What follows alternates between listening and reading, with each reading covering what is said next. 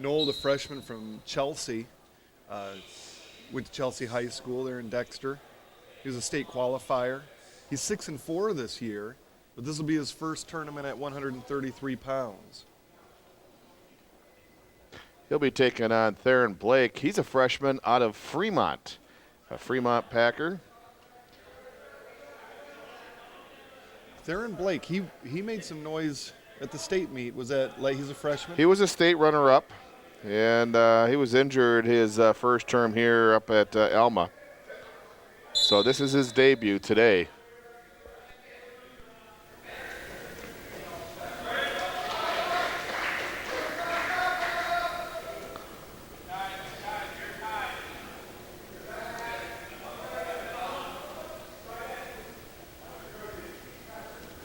Nold went with the neon socks today. Fashion statement he made right out of the box. You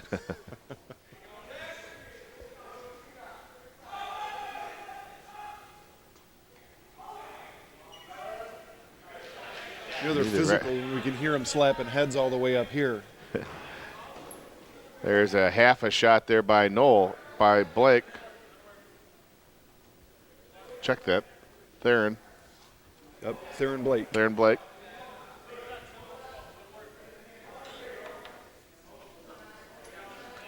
Now Nold with a little bit of a overhaul, trying to break him down and move around back by a little shuck there. Nothing there.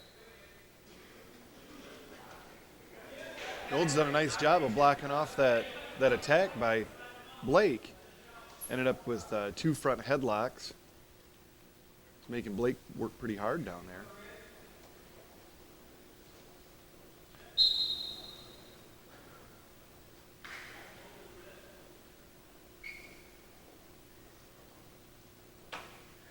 This is Blake's first match of the season. It'll be interesting if he's going to be rusty. Is he ready to compete at the college level right out of the gate?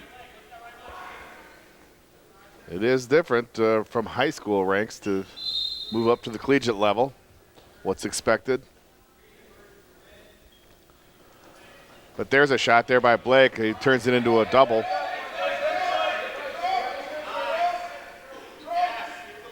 Counter there by Noel, and it's a 2-point takedown for Theron Blake. A pretty impressive shot by Blake. I guess there's the answer to the rust question. Yes, it is. Just waited for his opportunity and then took a quick deep shot and gets the takedown. Now Noel trying to work up to his feet.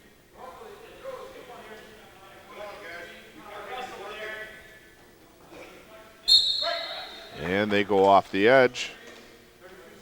Nold lost his own wrist there on the edge. Blake took it. Nold's going to have to do a good job of controlling Blake's hands if he's going to score from underneath.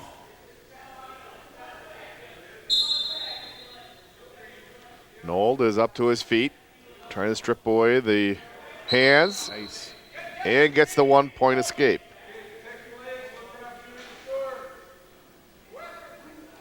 There's a shot there by Noel. Goes and attacks the left leg of Blake. Nice shot. He's got to be able to finish that one, though. And once again, Blake with a 2-point takedown. It's another great attack by Blake. As the match progresses, we're going to have an answer to that double leg. That's the end of the first period. Theron Blake with a 4-1 lead over Andrew Nold.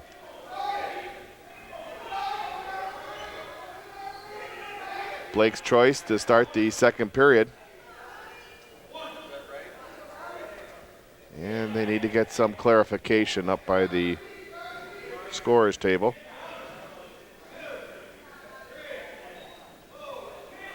Can you see the scoreboard from where you are, or you're just keeping track on paper? The scoreboard above us doesn't have a score on it. You just have to trust your arithmetic for the day. Right. The scorers by the table is just down below us, and it's facing the opposite way, so we have to go with our own math, which isn't a bad thing. Said the English teacher, I'll trust you.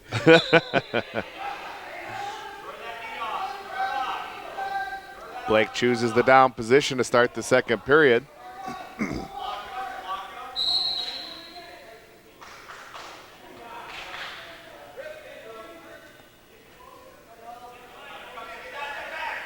Nold is riding a little bit high as Blake. He is. He's living dangerously way off to the side like that. It's a stalemate. They'll start again at center.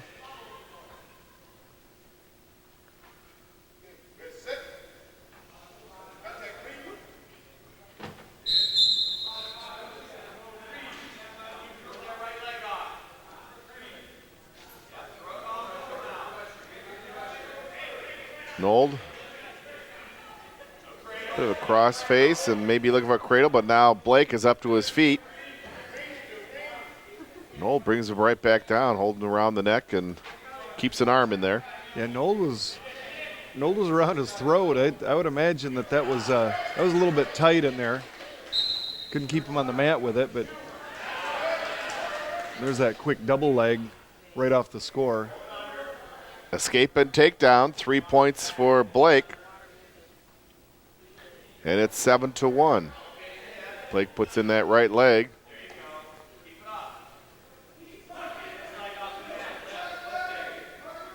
Maybe Blake heard me question whether he was going to be rusty or not, and those double legs are proving a point. He's done just fine here in his first match.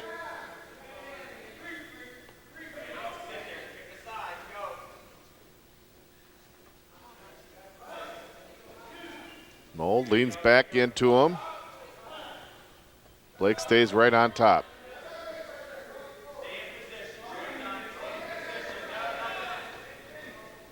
Blake looking for a cradle. He has it locked up. Doesn't look like he's going to have time to score. And there's the end of the second period. 3 more points for Theron Blake, and it's a 7-1 lead after 2 periods. Andrew Nold chooses the neutral position.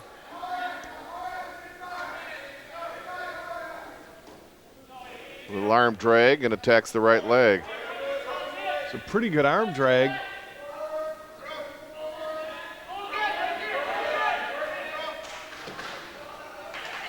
And a 2-point takedown for Blake. Lost that scramble, but Nold got in deep, and that's a second or third shot that he's been in deep on. He has a good shot. Finishing that shot against state runner-up, I guess, is tall order.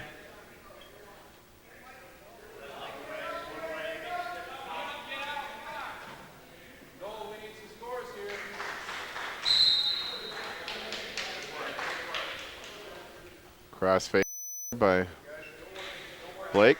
Yeah, I don't know if the camera angle is going to do that crossface credit. They were sort of facing away from the camera, but there was some bad intent in that crossface. He did have the cradle locked up, but they were at the edge of the mat. Wasn't able to do anything with that. Really need a score from Nold here to get out of a bonus point situation. What is it? It's a major decision right now. The 8-point lead, 9-1. 14 points versus the 3 for a normal decision. Now there's a close reversal on the roll through. And there's the 2-point reversal. And a 1-point escape back by Blake. 10-3, a 7-point lead. A different move there by Nold. He was trying to clear that Russian arm tie. That's one way to go about it. Spin your way out of a Russian arm tie.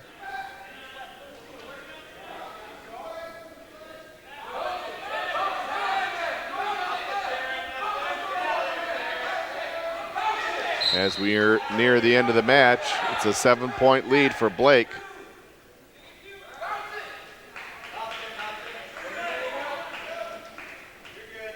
A deep shot, and no, it was leading to a takedown and a major decision, but time ran out. Saved by the bell right there.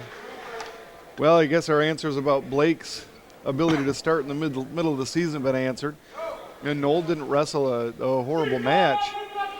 He finished a couple of those takedowns. That match is a lot closer than it is on the scoreboard.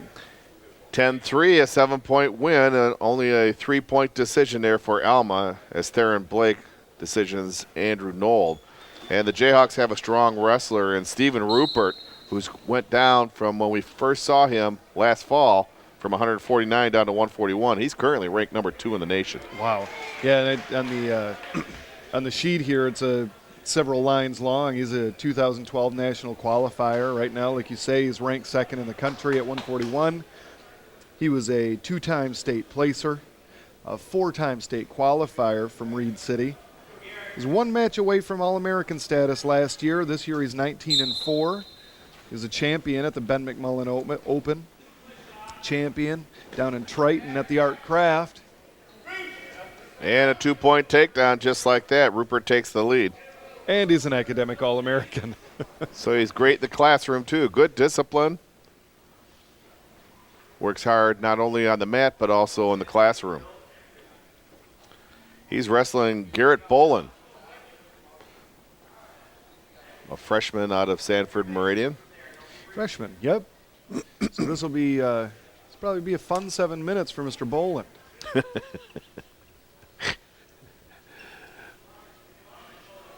We talk about that a lot, about, a freshman coming in, wrestling a kid with a year of college wrestling under his belt, and it's just welcome to a new world. That it is.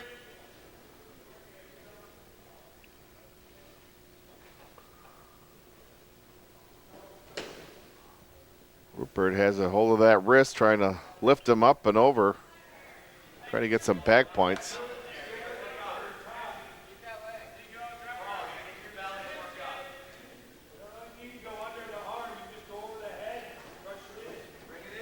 Rupert in great position there, controlling that bottom leg. Now he's getting him flipped over and breaking that 90 degree to get some back points. He has the potential to make this pretty tight. He could get a pin out of this. He'll get at least 3 from this. 3 near fall.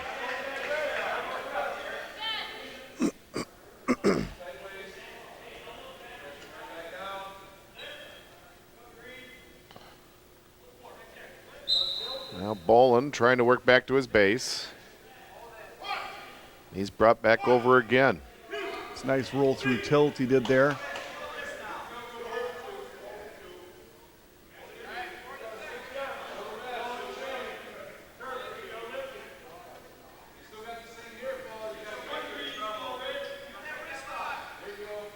And there's a 2 near fall.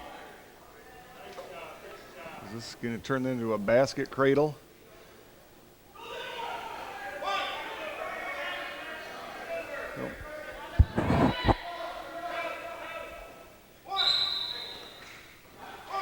Now if he tightens this up and brings the blades down as we near the end of the first period. He's got Bolin. He had Bolin's right arm trapped in between them. 3 more for a near fall. And that's the end of the first period. It's a 10-0 lead for Stephen Rupert. Well, there's smoke coming off your pen. There were so many points scored there in the first Running period. out of ink. But Rupert showing why he has that number 2 ranking. Very strong, aggressive wrestler with a multitude of moves. Scored 10 points there in the first period, and he's not breathing hard. That's a good sign. Yes. Mr. Bolin is, though.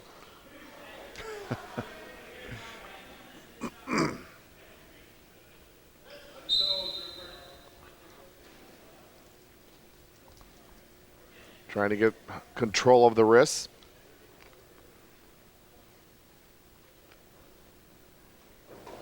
Partial shot now, trying to come around and shoots again.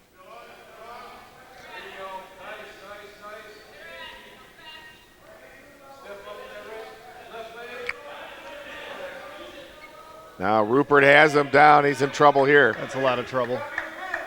A 2-point takedown.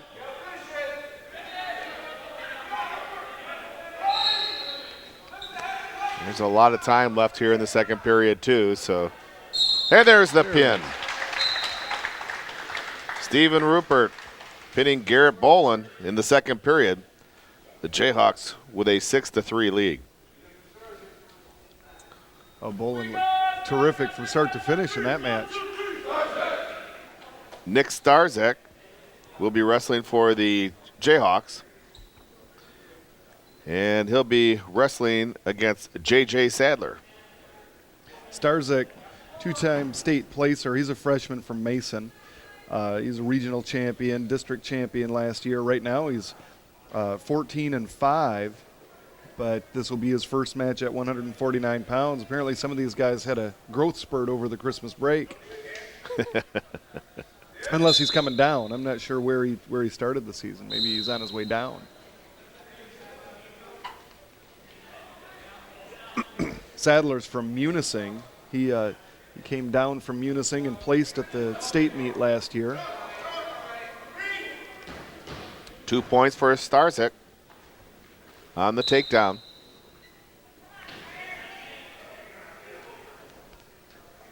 Sadler looking for the switch, now gets up to his feet.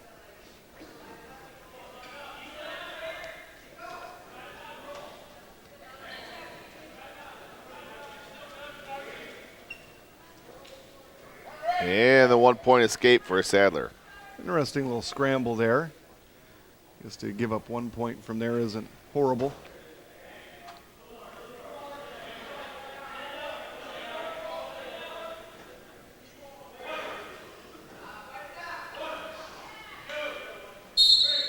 And they go off the edge. He'll start back at center. These Jayhawks are looking pretty physical in that front headlock situation. And another 2 point takedown there for Starzek. A little bit of reach by Sadler, and Starzek makes him pay for it and takes him down.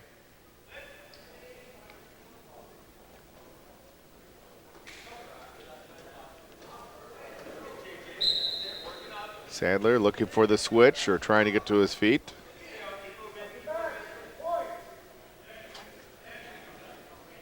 Sadler up to his feet. Brought right back down by Starzek. Starzek with a half in.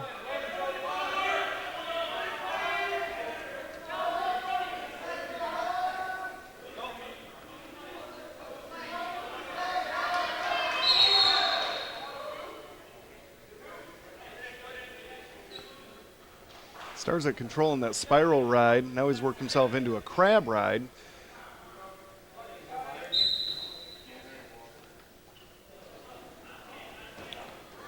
Roll through and a 1 point escape. 4-2. Starzek with a 2 point lead here in the first. Now looking for a little bit of a toss and gets a 2 point takedown.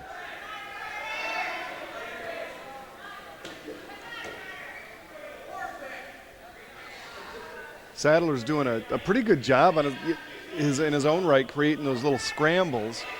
Except every time he comes to his feet, he gets taken down. Starzek's doing that little pass by. Sadler's going to have an answer for that.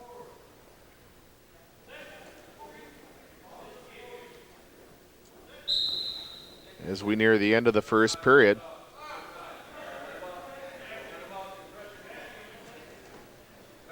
Ooh.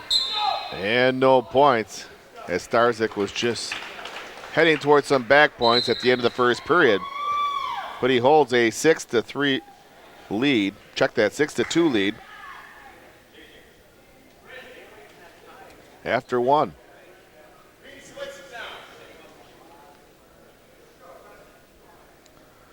Starzek's option takes the down position to start the second period.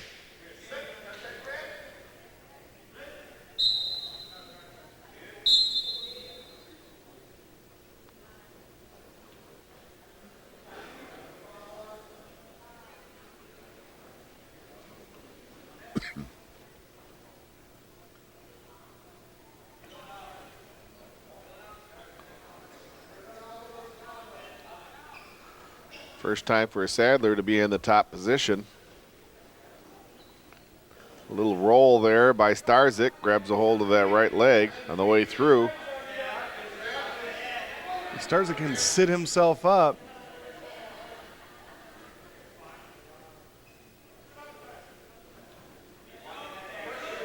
It almost looked like Starzyk was trying to bait this move.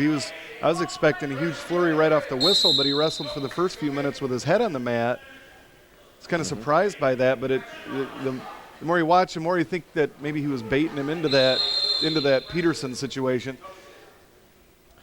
Stalemate will bring them back to the neutral position in the center of the mat and start again.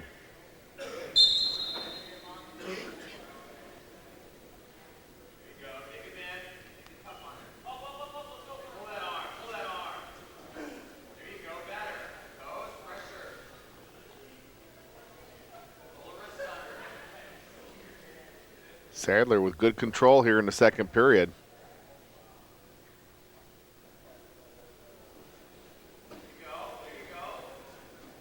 Starzyk gets up to his feet. Working on the hands.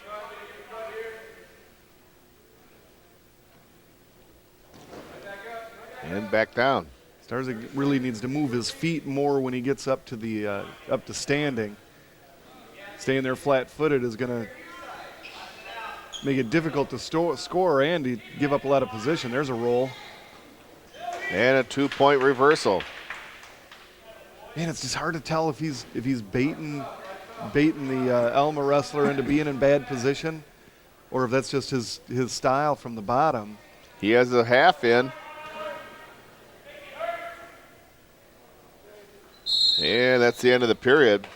A reversal towards the end of the second period gives Nick Starzyk an 8-2 lead after 2.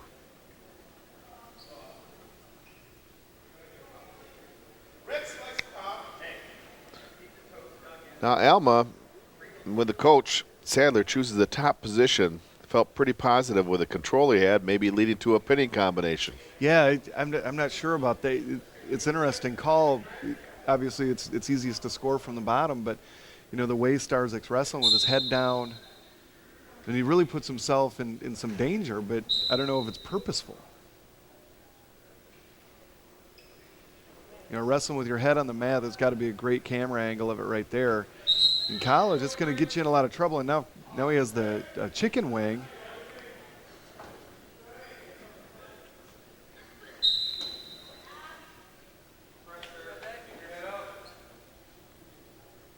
Coach Brunger's calling from the corner to keep his head up. Yes. You let a guy work on you long enough from the top position, and eventually he'll find something.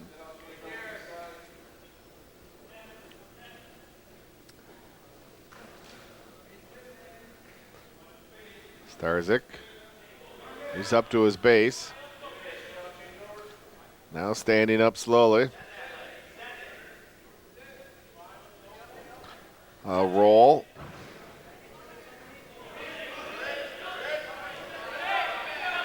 All he needs to do is pull his head out.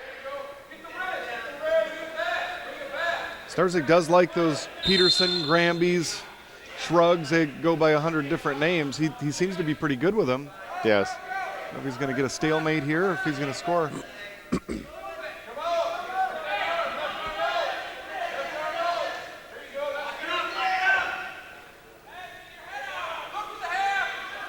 Yeah, it looks like Sadler has a cradle and then lets that go as Starzyk is head down on the mat again. Now there's a power half as we approach the end of the third period.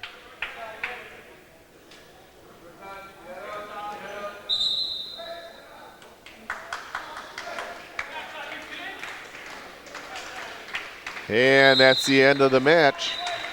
No points scored in the third period, so Nick Starzyk with an 8-2 decision over J.J. Sadler of Alma. Gives the Jayhawks a 9-3 lead in the team. Smith, freshman from Livonia Franklin, 3-time All-Area over in Livonia, multiple-time conference champion. This is his debut at 157 pounds. Jakes placed fifth in Division II last year at the state tournament here in Michigan. He's from Dearborn Divine Child. He's 7-5 on the season. There's a shot by Smith and a counter. And they go off the edge.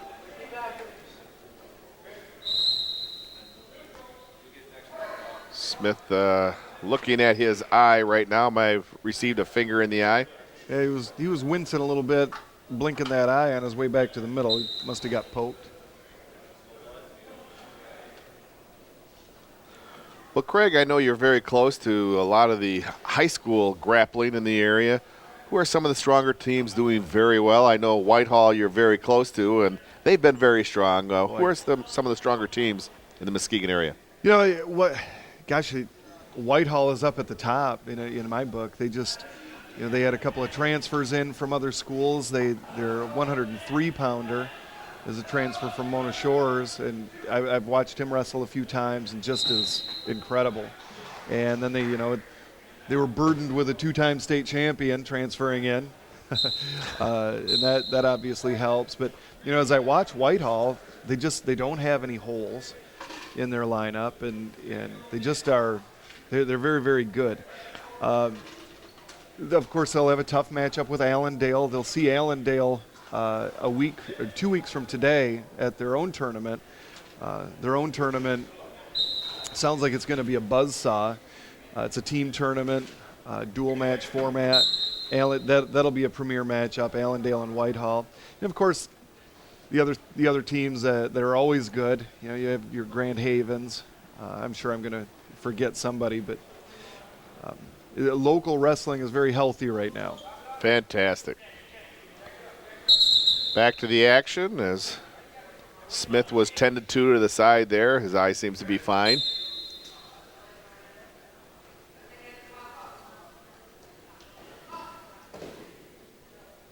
Partial shots by both wrestlers.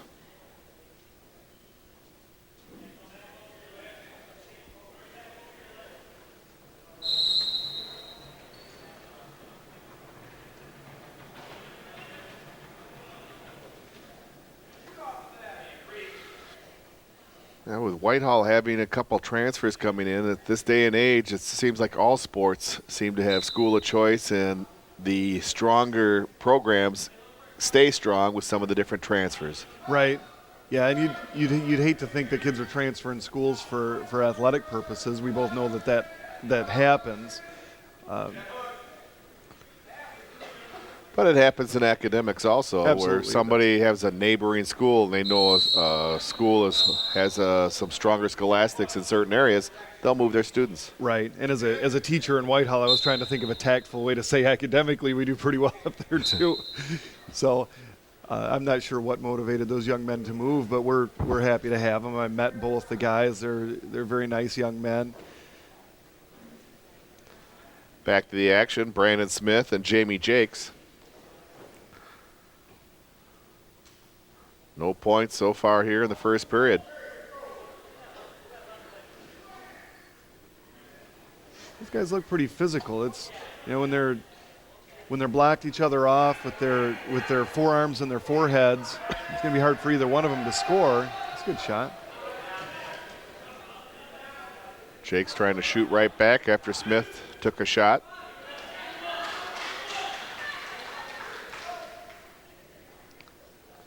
Now Smith trying to control that wrist.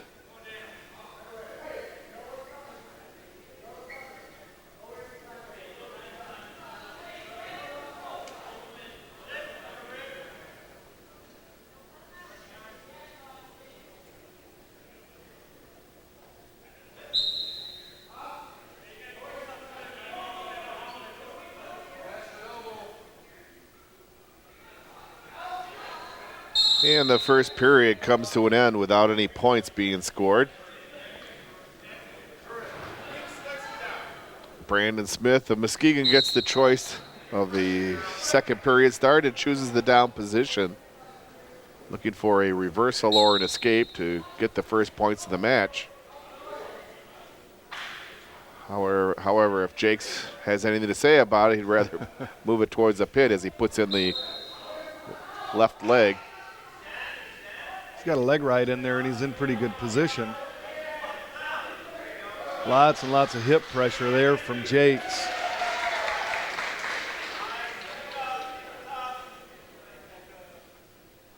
He's got that over scissor, and he has Smith's hips way open.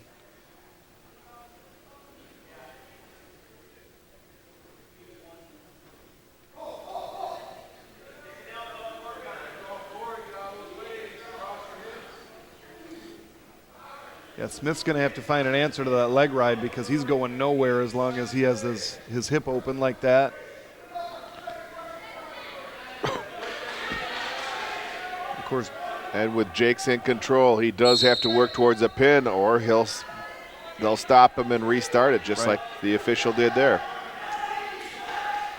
We go back to what we were talking about earlier. You leave a guy on top long enough, and he's going to find a way to turn you. Smith's going to have to keep that leg ride out of there. Now Smith sits out. And that's one way to do it. You move your hips, you give him a moving target for that leg ride. And they go off the edge. They'll start back at the center. No score here in the 157-pound bout.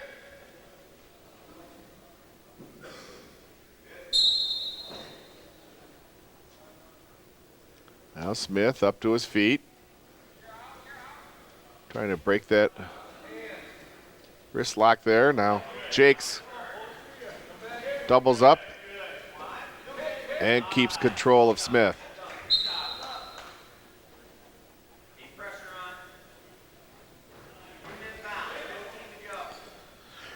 Jakes kind of tucks the ankle up behind him, and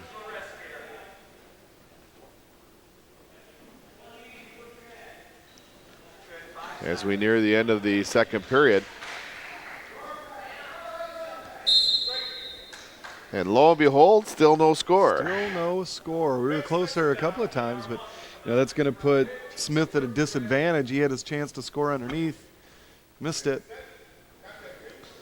Pressure will be on Brandon Smith not only to be able to stay on top and in control, but to lead towards some points. Well, if Jake scores from down there, then Smith has to score a takedown, and of course they went 3 minutes in the first with no points at all.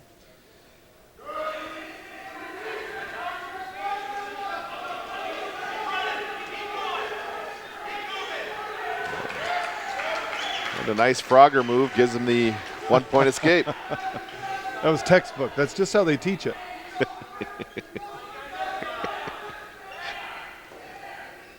1-0, Jamie Jakes of Alma with the lead on that escape here in the third period. The first period, Smith tried a couple of pass-bys, tried a couple of shots, but his head was down significantly. If he can get his head up or score with one of those pass-bys, he'll be in good shape. But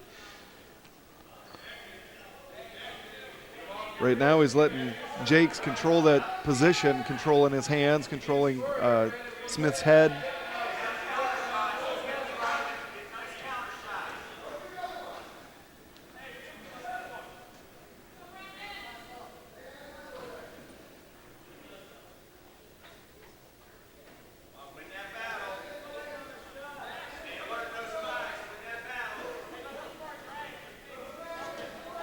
Ooh, a nice shot there as they go off the edge.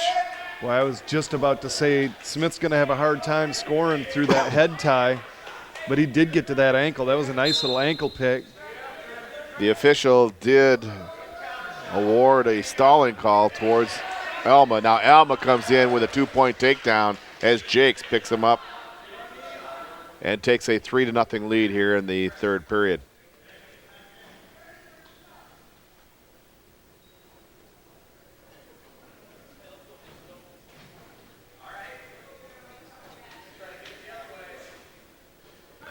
As we approach the end of the third period,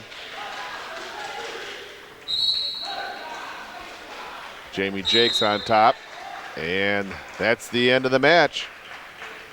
A 3-0 decision for Jamie Jakes Dylan Francisco, a strong wrestler out of Comstock Park, will be taking on Connor Edwards. Francisco, we remember watching him in the first tournament we had here a month and a half or so ago. He was an honor state champion. He was a first place at the Ben McMullen Open. He's 12-4 on the record. Impressive young man on the wrestling mat. Doesn't waste any time scoring a takedown on a counter. He's taking on Connor Edwards from Climax Scott. This is Edwards' first match of the year. He was injured in the first semester. Nice little guillotine, if you will. Now moving right over into a pinning combination.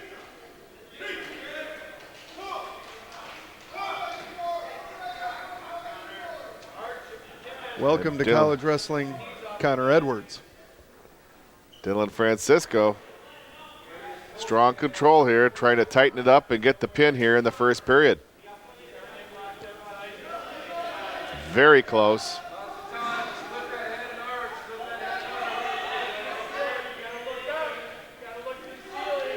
The homework that you've done, is Francisco, is he ranked in the country? He is not at this point.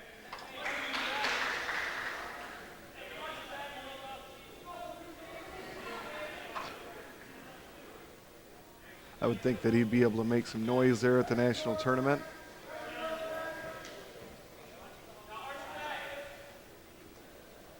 Edwards doing a nice job not giving up the pin.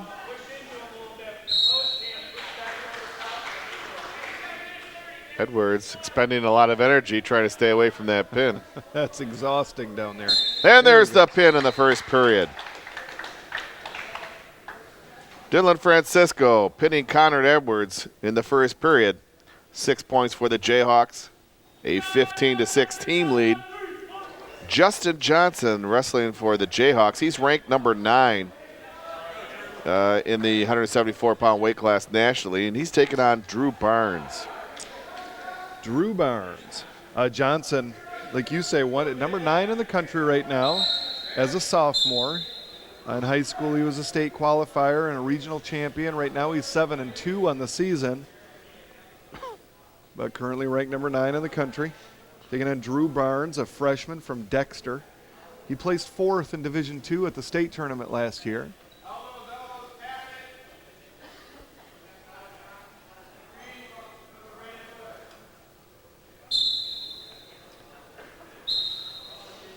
They'll start back at center.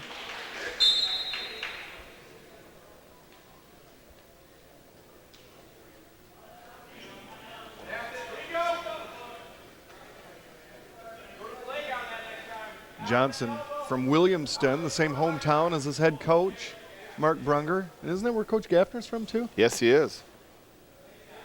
Man, the Williamston Hornets. Connection. The Hornets. Ooh, there's a deep shot there by Barnes.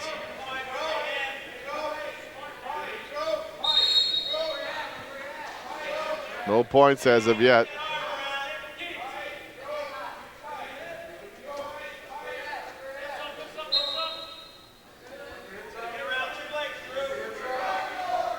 That was a beautiful high crotch from Barnes. Johnson did a really impressive job not giving up points there. That he did.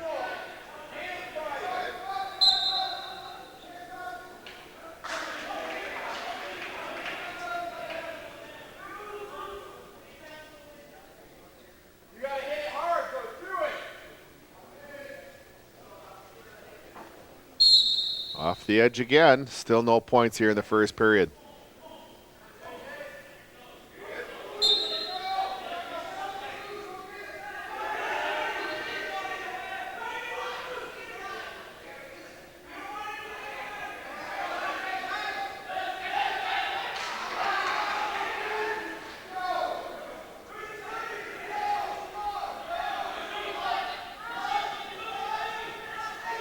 Barnes caught him on that shot. Yeah, he did.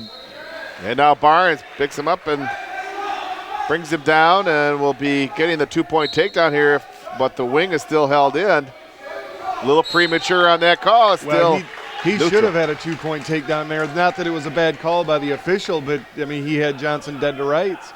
Johnson, another good scramble, not giving up points. But Johnson, that whole scramble occurred because Johnson didn't attack aggressively, and he had his elbows both out. He just got caught. Another strong shot there by Barnes as he attacks the right leg of Johnson. Johnson with a little reach over, avoiding the takedown control.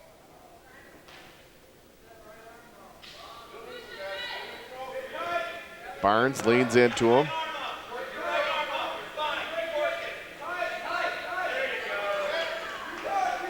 Ooh.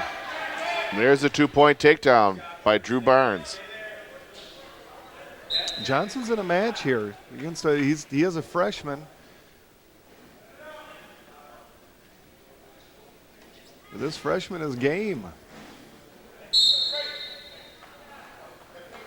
And that's the end of the first period. A 2-0 lead for Drew Barnes over Justin Johnson. Maybe being on top here will give Johnson a chance to regroup, control this freshman, keep him on the mat, maybe score a back point or two, but on his feet, he's going to have to be a little bit more explosive. Johnson puts in the leg, and Barnes trying to reach up and grab a hold of Johnson, but to no avail.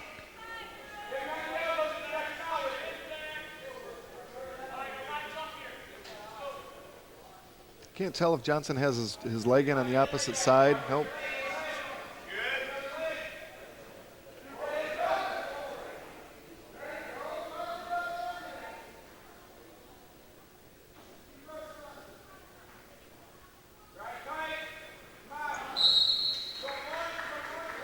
Johnson controlling that right arm of Barnes.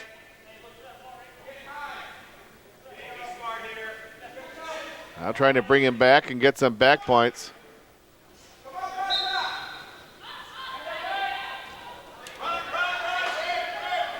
And 1 point. Johnson threw that inside leg. He didn't get back points for that? Didn't look like it.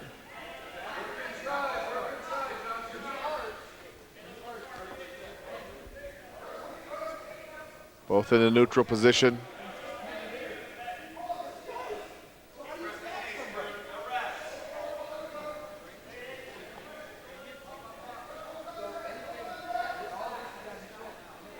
Barnes with an overhook.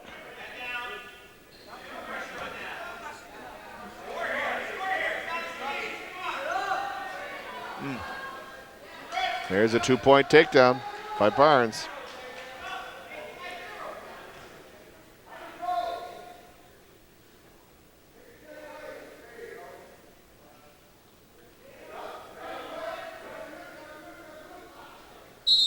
And that's the end of the period. 3 more points for Drew Barnes. It's a 5-0 lead.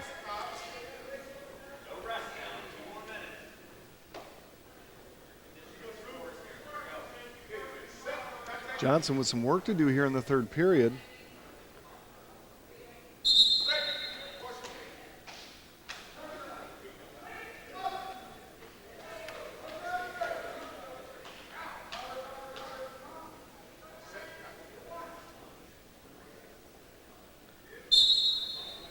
Barnes.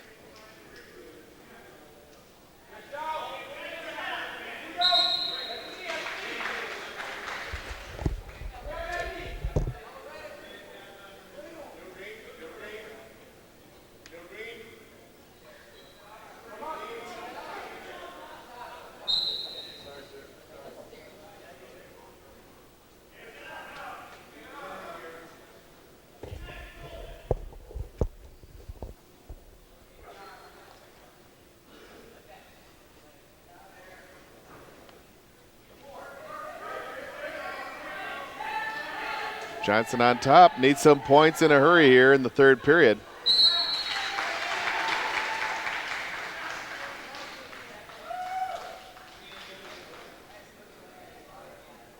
He has Barnes broken down here. Now needs to work towards that pin. Does he look like he's trying to dig out a hammer lock there?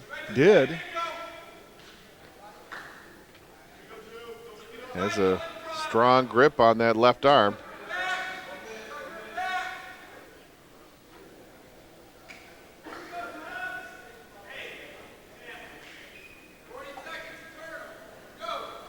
He's going to need two turns to get himself back on top. Barnes breaks that arm away.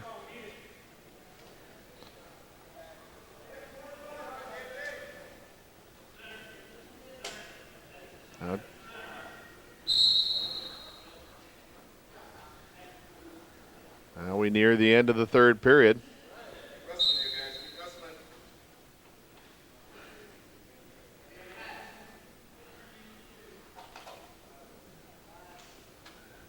And it looks like Justin Johnson's going to fall a little bit short here as we hit the end of the third and final period. A 5-0 decision for Drew Barnes over Justin Johnson. A big win for Drew Barnes. That is a big win for the freshman.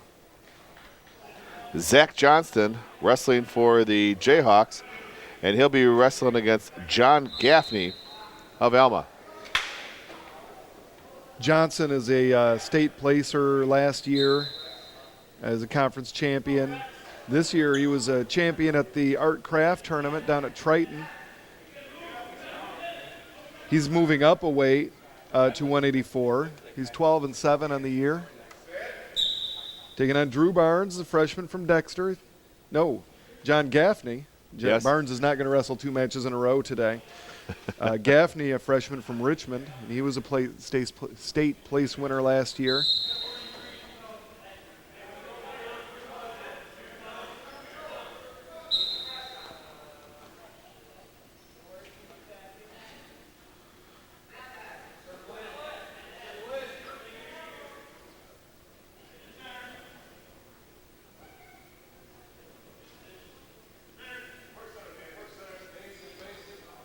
Johnson trying to work back towards the center of the mat, give him some room to make his moves. Yeah, it was like Gaffney didn't want to let him out of the back to the middle. Wanted to control that space over by the line. A little bit of sumo wrestling. Yeah.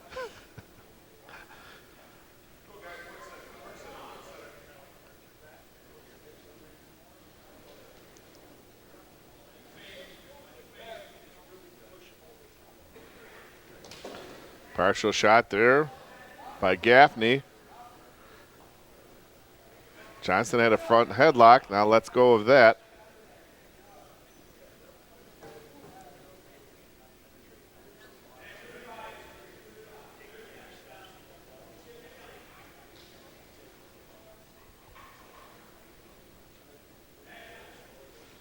Johnston moves into a double leg. Lifts him up, brings him straight down. And a 2-point takedown for Zach Johnston.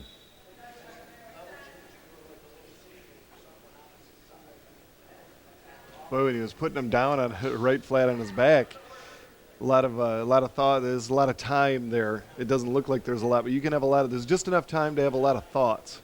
Like, wow, this could hurt. Johnson controlled that landing nicely. I was a little afraid there for a second.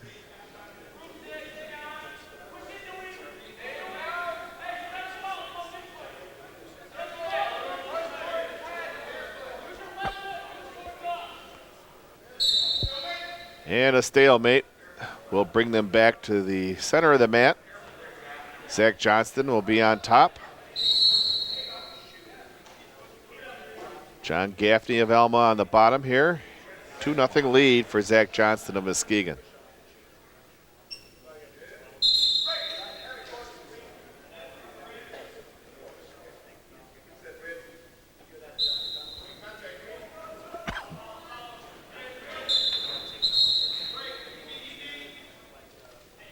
Now Gaffney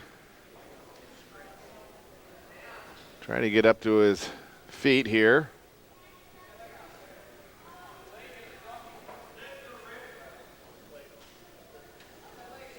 Grabs a hold of Johnston's leg. Yeah, Johnson was trying to stay off to the side there with a spiral ride, trying to keep weight on Gaffney's head. But he left his foot out there. Just enough. He almost got it. Well, he did get it grabbed. No harm, no foul. They go off the edge as we near the end of the first period. It's a 2-0 Zach Johnston lead in the 184-pound weight class bout.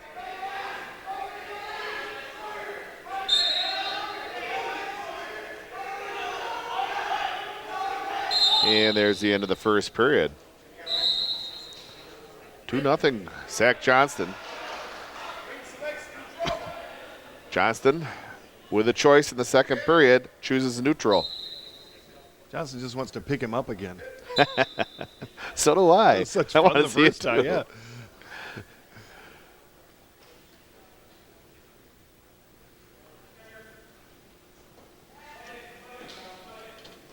Ooh, there's that shot again. He's in a double and brings him right back down, and there's that 2-point takedown. Just like he planned it.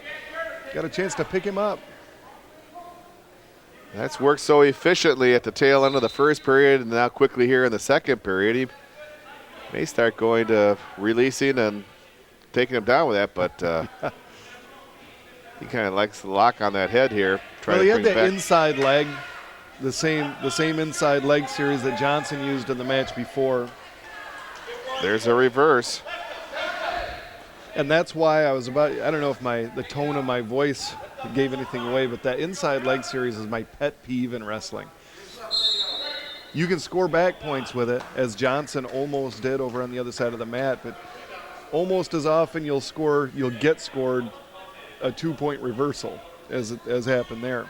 Some guys can make it work. I never could, and every time I tried, I gave up points.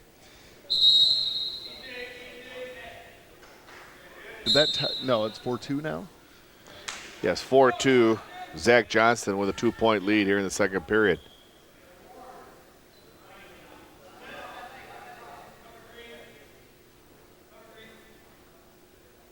Now Gaffney puts in both legs. He has both legs in, and he had nice pressure there. Released the pressure and allowed Johnston to bring his hips up.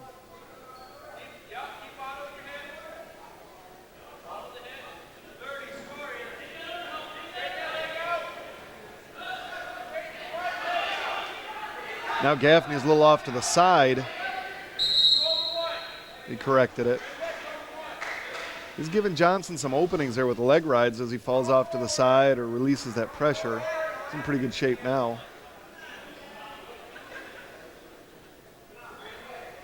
As we near the end of the second period. Johnston back up to his base. And that's the end of the period. 2 points for each wrestler in the second period. It's a 4-2 Zach Johnston lead as we enter the third and final period. Johnston starts the second period down, a choice by Gaffney. He felt comfortable getting the legs. A quick move to try to get a switch, and Gaffney able to get those legs in once again.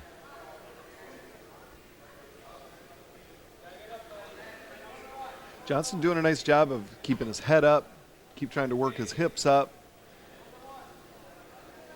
The Scott wrestling team, when they have their choice, they don't automatically go to picking the bottom position. They feel pretty confident in being on top and moving towards a pinning combination and points. Well, we've seen some of their guys be pretty effective with that leg series. Maybe it's something that they're trying to work on. You know, the traditional conventional wisdom says pick down, it's the easiest place to score, but especially being down 2 points. Of course, scoring 1 point down there the way that Johnston's controlled him on his feet, probably not a bad call being on top. Doesn't do him any good to score an escape if he's just going to get taken down and picked up at the same time. Right.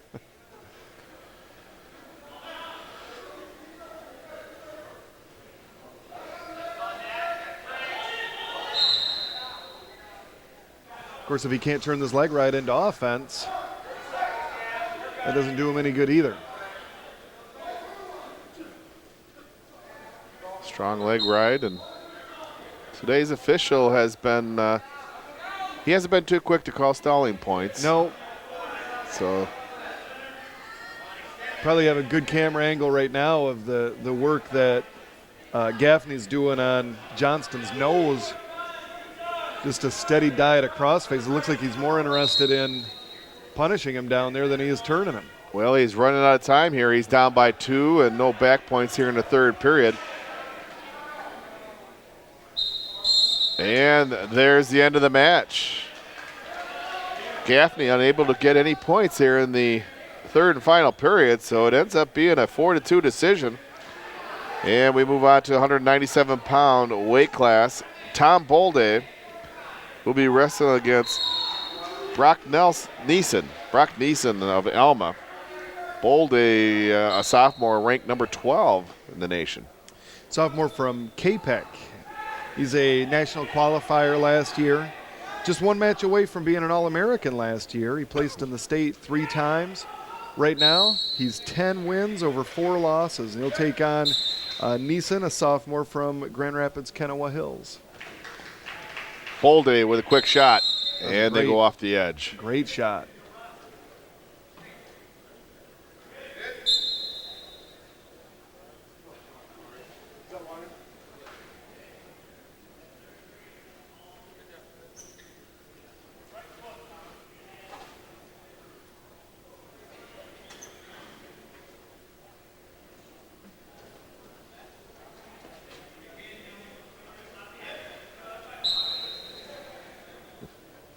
I think I asked you this at the last tournament. Where is there? The last time we were here, where is KPEC?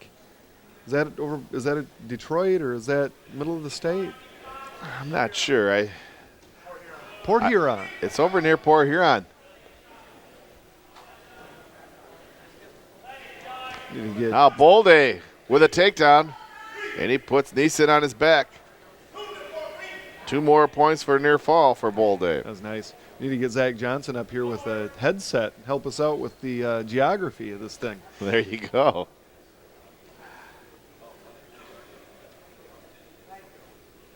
Now Bolde has the legs in.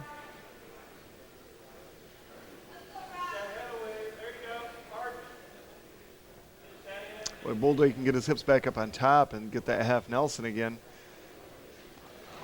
Now he puts a crossface in and pulls him over, trying to get some 2 more near fall points. 6-0.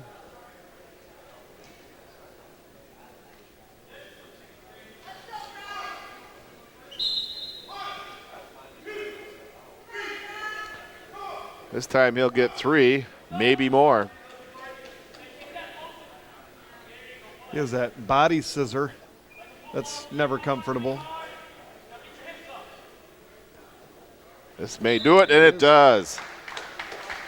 Tom Bolde with a pin in the first period over Brock Neeson. 6 points for the Jayhawks, 24-9. Sean Chamberlain of Muskegon. Check that, Corey Chamberlain. He'll be wrestling against Mason Lee. Chamberlain, state qualifier last year. He's 11-5. Mason Lee, senior from Cairo. Interestingly enough, the last year that I coached, we at Whitehall, we ended our season against Cairo at the team state tournament, and I remember Mason Lee. We wrestled Cairo, and Mason Lee was on that team. He's a senior.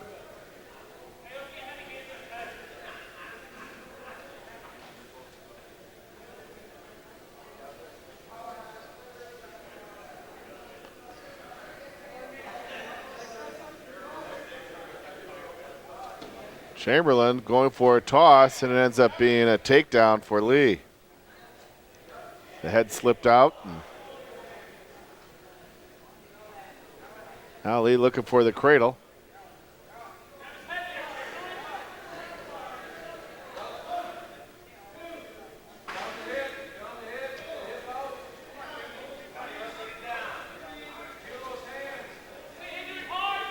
Chamberlain looking for a sit out. Not there, now trying to get the escape as he gets up to his feet. And the 1-point escape for Chamberlain. We don't have a weigh-in sheet up here, but Mason Lee from Alma is not a tremendously large heavyweight. Looks more like a 197-pounder. I was talking to the Alma coach beforehand. He was unsure which one was going to wrestle 97 and which one was going to be 285. So you're exactly right. He could wrestle 197. And I asked him for the broadcaster standpoint, which one is which? He goes, well, Lee has the knee pad on. Well, by the time they both got ready, the other one had put a knee pad on, so they both have knee pads, but we figured out the hair and the other distinguishing marks. So this is it's a very scientific process, isn't it? Yes. Little cues, little tricks of the trade. That's why you're John Arger. No. 2-1. A 1-point lead for Lee.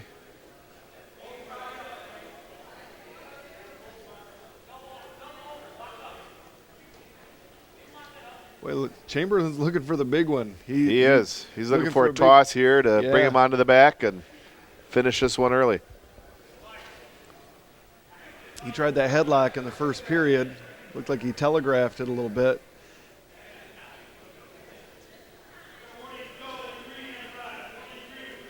Now he has an underhook.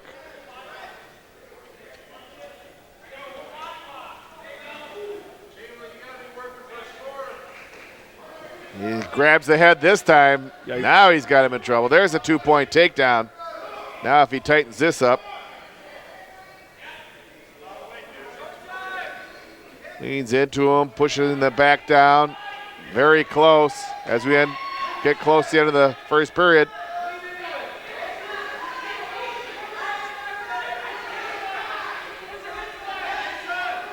Right towards the end. Oh, and the period comes to an end before the pin. 3 more points for the near fall. Well, and Lee's body language suggests that was a tight headlock. He put his head down on the mat. He still isn't to his feet. A 6-2 lead for Chamberlain after 1. As this match nearly came to an end there towards the tail end of the first period. Just maybe 1 second before Chamberlain hit that headlock, Coach Brunger said, you got to work to score. I guess that's a score.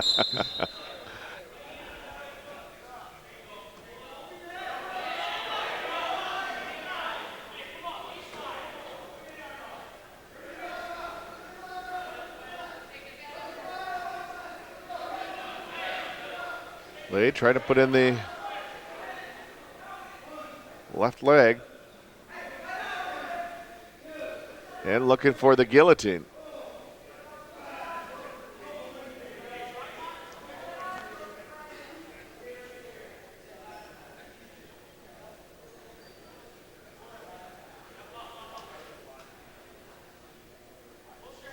Chamberlain. Looking to get to his base. You live dangerously when you let a guy stay on top of you for that long. Lee's got a nice leg ride. Uh-oh. He's going for the guillotine here. Arching back, and the referee stops it. Potentially dangerous angle there on that arm.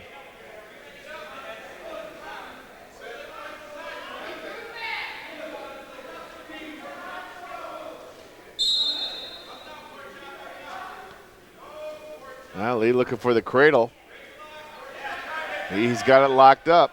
Yeah, Chamberlain started with a little inside stand up, got his leg a little too close to his head. Just wonder if Lee has the horsepower to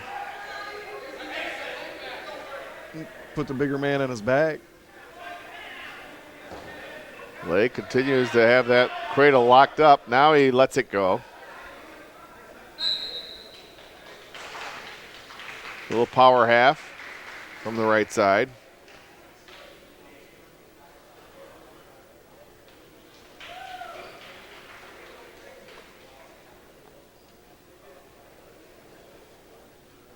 As we near the end of the second period.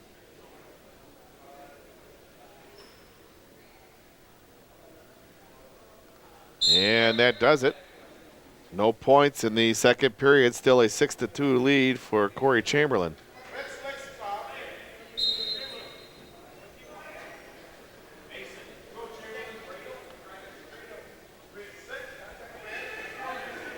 or if Mason or if Chamberlain's going to start with that inside stand-up again. We know that Lee's looking for cradles.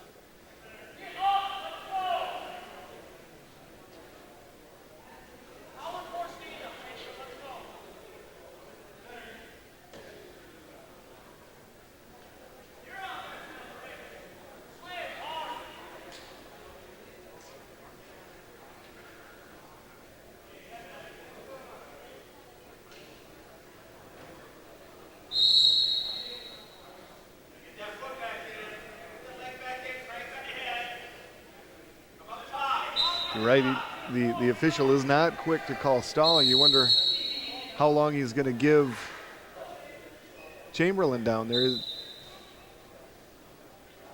Seems like Mason Lee's throwing everything at him but the kitchen sink. Yes, after Chamberlain dominating in the first period, after the couple tosses, it's been Lee here throughout 2 periods.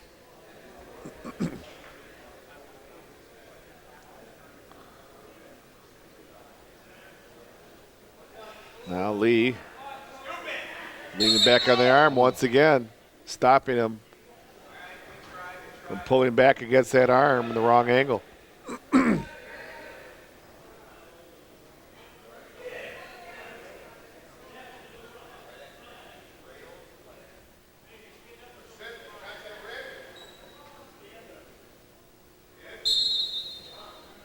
Uh-oh. Caught him. Now Chamberlain gets a hold of that leg.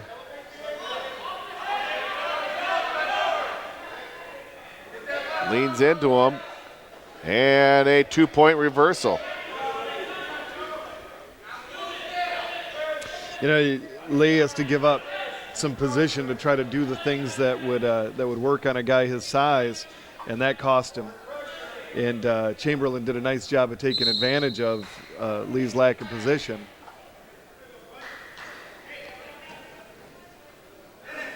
Oh, Lee trying to roll through. And he's slowed down there by Chamberlain as we near the end of the match. And there's the end of the match.